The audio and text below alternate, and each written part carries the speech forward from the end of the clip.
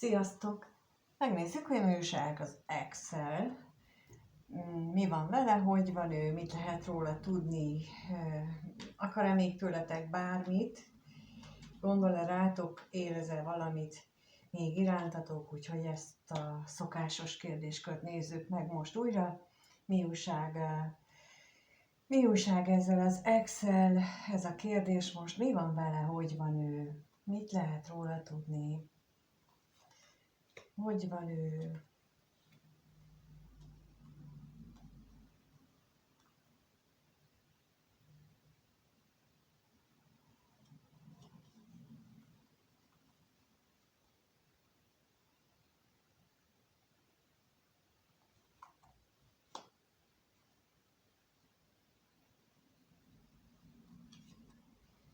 Úgy tűnik, hogy nagy csetepaték vannak ott abban a környezetben, ahol jelenleg van.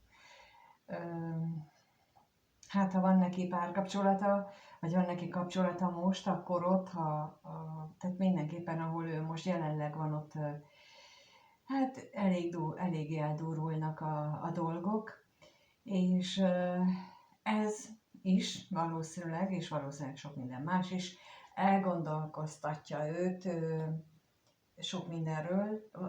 Elképzelhető, hogy akár arról is, hogy te vajon hogyan gondolsz rá, illetve az, hogy ő mihez is kezdjen az életével. Na, megnézzük itt az özvegy férfit, hogy mihez akar kezdeni, mihez kezdjen ő.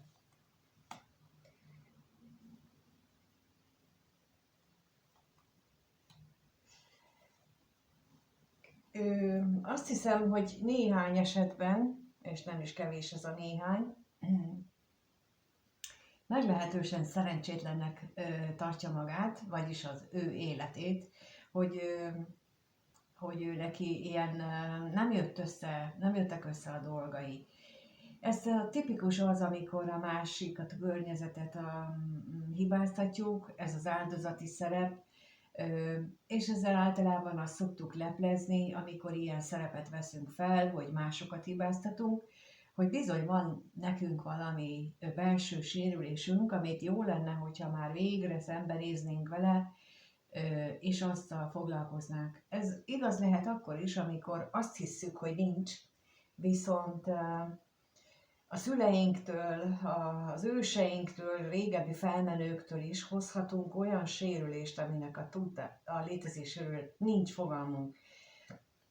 De ez megnyilvánulhat például akár egy ilyen szokásban, vagy mozdulatban, vagy hogy főzéstechnikában, szóval rengeteg minden ilyen apró dologban nyilvánulhat meg, és azzal együtt például vettük át a szüleinktől, az édesanyánktól a hozzátartozó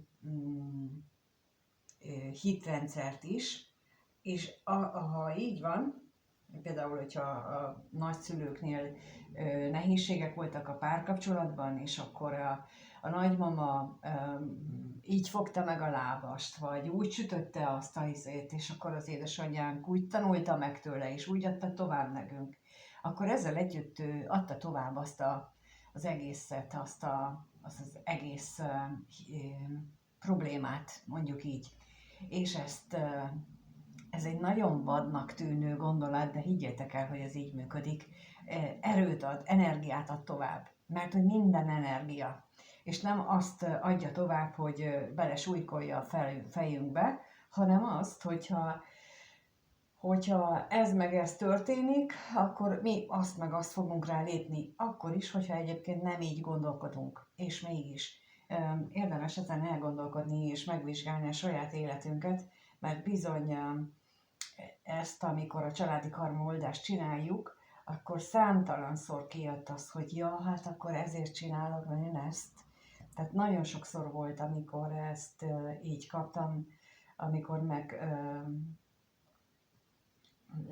elmondtam, hogy az ősök közül ki és mit csinált, vagy mi történt velük, és akkor így magyarázatot kaptunk arra, hogy a jelen életben ez hogyan hat akinél végeztük ezt az oldást. Szóval itt most valamiért ezt el kellett mondanom, hogy itt egy ilyen jellegű mintát futtat ő, programot futtat ez az ex, és amikor így magába tekint, akkor ő ezért bizonytalan, hogy ő nem érti, hogy miért történnek vele ezek a dolgok. És amikor ez így megfogalmazódik bennünk, akkor ott biztosan van valami, amivel foglalkoznunk kellene. Megnézzük még itt a gondolatot, hogy milyen más gondolatai vannak. Milyen más gondolatai vannak. És ugye ő szerencsétlen a szerelemben is, szerencsétlen az érzelmeiben és annak a kifejezésében is, hogy rosszul dönt. Hát ez mindig meg összefügg ezzel, mindig ilyenek vannak mögötte. Nagyon ritka az, amikor teljesen előzmények nélkül csinálunk valami őrült nagy hülyeséget, mint itt is. Na nézzük még ezt a bosszúságot.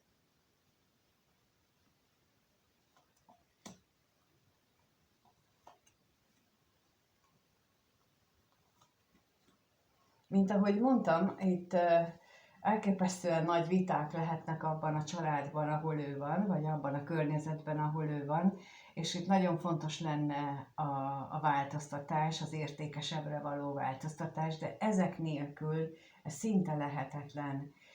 És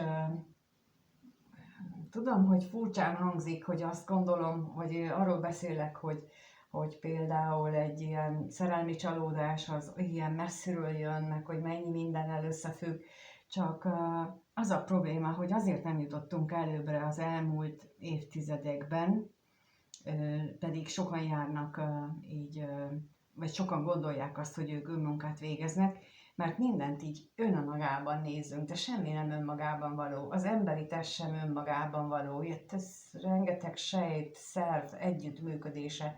A világegyetem sem önmagában való. És ugyanígy a bennünk, a fejünkben, az életünkben megnyilvánuló energiák sem önmagában valók, és önmagában nem lehet kezelni.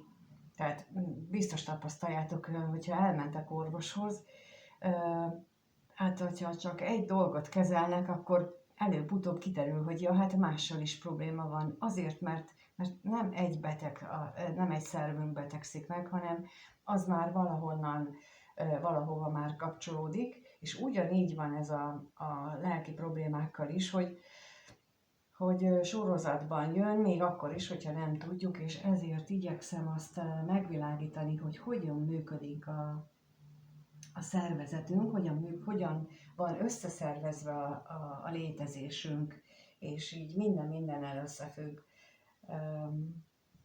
Megnézzük akkor, hogy hogyan függ ez össze, az ő nehézségei, azzal, hogy te rólad mit gondol, vagy te rád hogyan gondol. Úgyhogy a kérdésem az akkor, hogy ez az ex hogyan gondol a nézőre, milyen gondolatai vannak a nézővel kapcsolatosan ennek az exnek.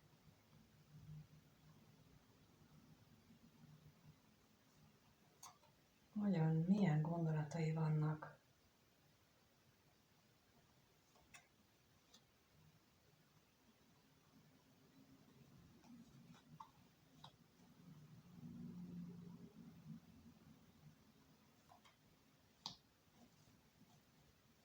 A találkozásotok kitörölhetetlen nyomot hagyott az ő lelkében.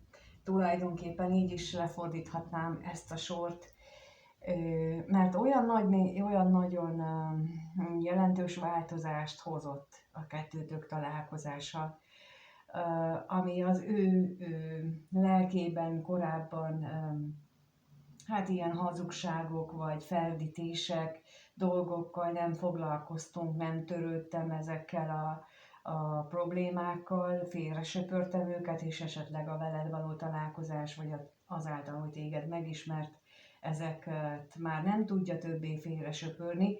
Tehát ezért mondtam, hogy ilyen elképesztően nagy változást hozott az életébe az, hogy téged megismert. Na megnézzük még akkor, mit jelent itt ez a szerencsétlenség.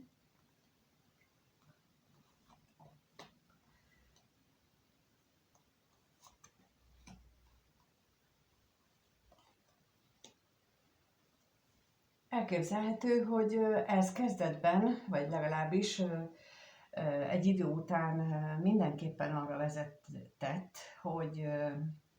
hogy a vágyai dacára mégis külön utakon folytattátok az életeteket, és emögött mindig az áll, hogy így elsőből, reflexből úgy reagálunk az új szituációkra, hogy nem akarunk változtatni. Nagyon nehéz és energiákra és nagyon sok megpróbáltatásra van szükség ahhoz, hogy változtassunk. És most ez a világ, amiben élünk, energetikai világról beszélek ismét, annak a lenyomatát látjuk kint, de egyébként energetikailag mindenképpen egy hatalmas átalakulás történik. Ahogy korábban már mondtam, vannak olyan energiák a térben, amelyek több ezer év óta nem voltak jelen, több ezer év óta nem láttunk hasonlót. Vannak olyanok, amelyek több száz évvel ezelőtt voltak utoljára, és ugye vannak még a 100 éve, meg 30 éve, meg szóval ilyen energiák is vannak még, és ezek most egy olyan kombinációt adnak, ami kényszerít bennünket a változásra, illetve, mint ahogy mondtam, a több ezer éves korszakváltás időszakát éljük, amikor mondjuk így, hogy az égiek megelégelték azt, hogy ennyire az anyagban élünk, és arra szeretnének rávenni bennünket, hogy forduljunk már inkább az égi világok felé. Ezért van az a rengeteg ikerlánk aktiválódás is, hogy ezt a célt szolgálja, és még egy csomó minden más is. És itt próbált ezzel a meneküléssel, vagy tőled való meneküléssel, annak ellenére, hogy milyen vágyai voltak, próbált ő ebből kiszabadulni, mint ahogy itt is lemondtam, hogy próbálta ő nem figyelembe venni, vagy a homokba dugni a fejét azzal, amit te elindítottál benne. Hát láthatóan nem olyan nagy sikerrel jár. Nézzük a látogatást. Mi ez a találkozás itt?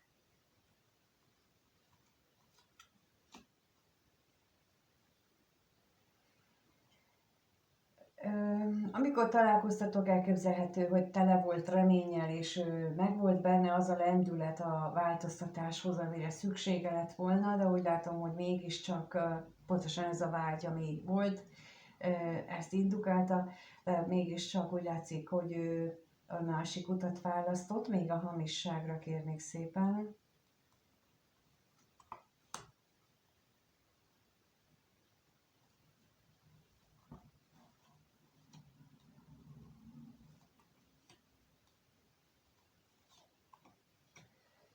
Elképzelhető, hogy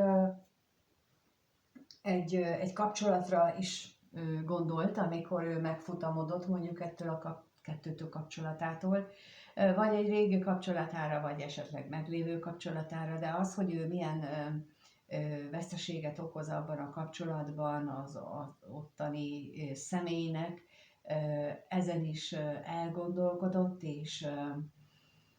és amikor ilyen szituációról van szó, akkor hatványozottan érvényes az, amit az előbb elmondtam, hogy nagyon nehéz a változtatás, hiszen itt bizonyos esetekben olyan nem egészen őszintén tett ígéreteket kell megszegni, amit lehet, hogy amikor már kimondta és megbánta, de mégis úgy tűnik, hogy itt voltak azért ilyesmik is a háttérben, és ő ezt így nem tudja, hogyan kezelje magában le. Na, megnézzük akkor, hogy egyébként milyen érzések vannak benne irántad, a néző iránt. Tehát a kérdés az, hogy ez az ex hogyan érez a néző iránt, milyen érzései vannak. Mit érez a néző iránt ez az ex? Mit érez a néző iránt? Mit érez?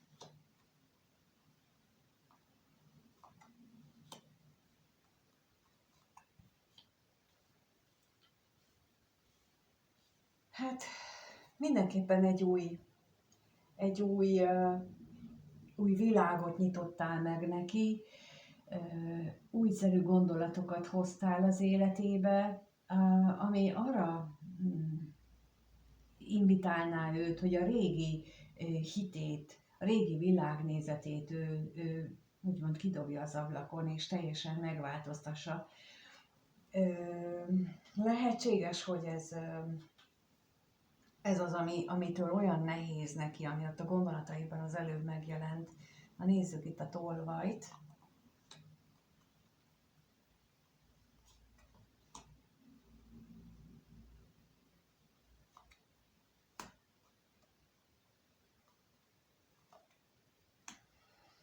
Hát amit az előbb elmondtam, tehát hogy így elképzelhető, hogy ő szembesült az ő valódi érzéseivel és gondolataival, azzal, amit korábban elaltatott magában, például a meglévő kapcsolatával, vagy általában a kapcsolataival összefüggésben, és ez, amit te érzi, amit irántad érez, ami ilyen újdonságot mutattál neki, ez őt arra készteti, hogy ezt elismerje magának, és ez olyan borzasztóan nehéz beismerni azt magunknak, hogy valamit idézőjelesen rosszul csináltunk, csak a legnehezebb az, amit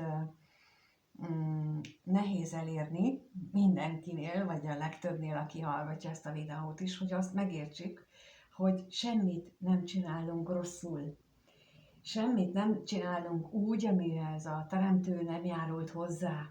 Viszont az biztos, hogyha valamit úgy érezzük, hogy rosszul csináltuk, és akkor ezt csak úgy érezzük, akkor az azt jelenti, hogy azzal nekünk dolgunk van. Azzal nekünk szembe kell nézni. Nekünk, nem másnak.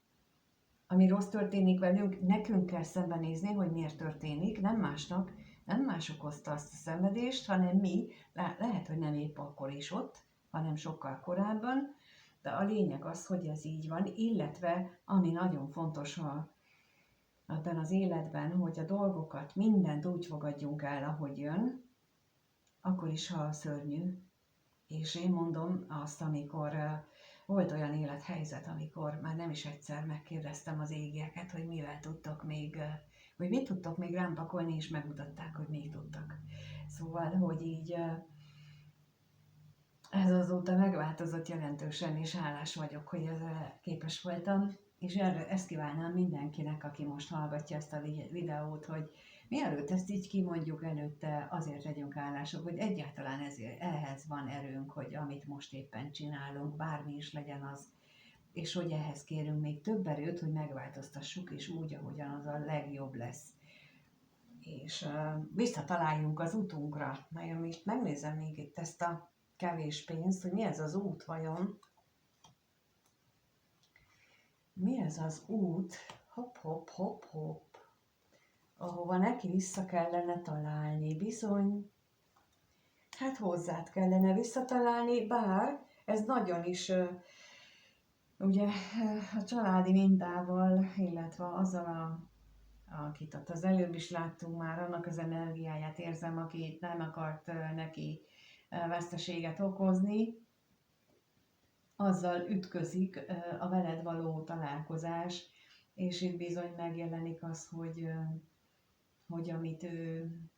amivel ő nem akar szembenézni, az valójában az, hogy mennyire vágyik arra, hogy vele együtt legyetek. Az együttlétre vágyik, és ez nem csak a testi együttlétre gondolok, hanem a fizikai együttlétre, amikor egymás energiáját támogatjátok, és abból töltekeztek, és akkor ez olyan energia, ez ilyen töltekezős energia, hogy a semmiből a másik révén valamit nyerünk. Én azt szoktam, az az elképzelésem, hogy az a legjobb kapcsolat, amikor mind a két fél azt keresi, hogy hogyan tudja a másikat boldoggá tenni. És akkor, mikor mind a kettő a másiknak a boldogságát keresi, ezért így mind a kettő boldog is lesz. Mert hogy addig keresik, amíg meg is találják. Ugyanis ez így szokott működni. Úgyhogy ennek a jele mutatkozik meg itt, hogy ő valahol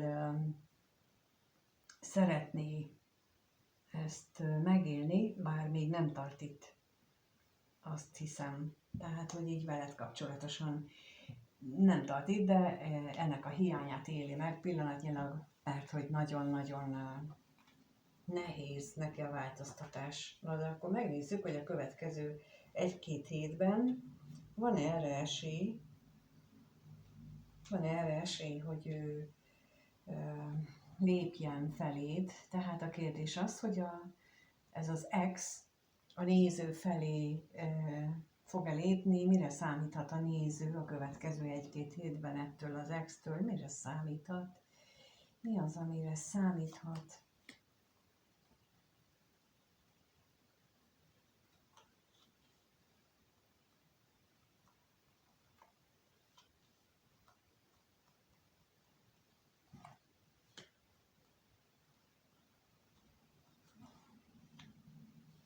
Hát itt azt hiszem, hogy tovább folytatódik benne ez a belső küzdelem, szétagyalja az agyát, amiatt, hogy lelkileg teljesen padlóra viszi magát a sok agyalástól, és ami miatt ez a rengeteg gondolkodás van, az a kapcsolat, ami mindig újra és újra minden egyes kérdésnél megjelent.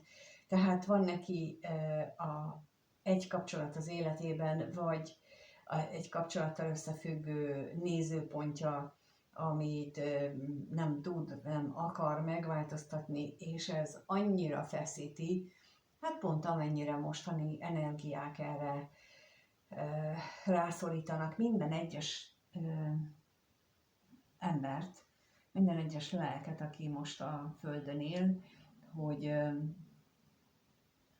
hogy válasszuk az önvalónkat, az őszinte önvalónkat, és próbáljuk kideríteni, hogy miért vannak dolgok az életünkben, és itt ez a legfontosabb lenne, arra próbálnak rá mutatni az energiák.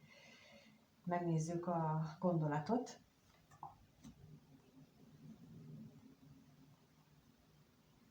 Még a kevés pénzre egy keveset.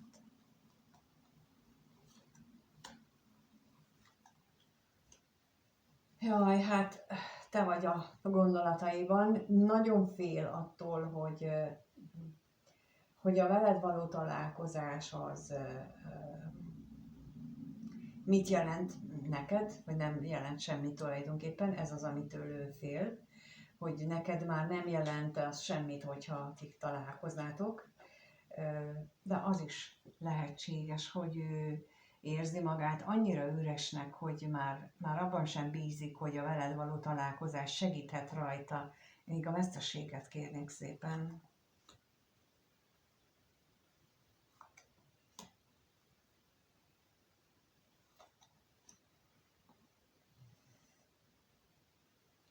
Megint megjelent az a személy, akinek őrült nagy hatása van rá, úgyhogy ebben nem nagyon lesz változás. Úgy látom, a következő 1-2 hétben az a hatás, az a nyomás, amiben ő jelenleg van, az megmarad továbbra is.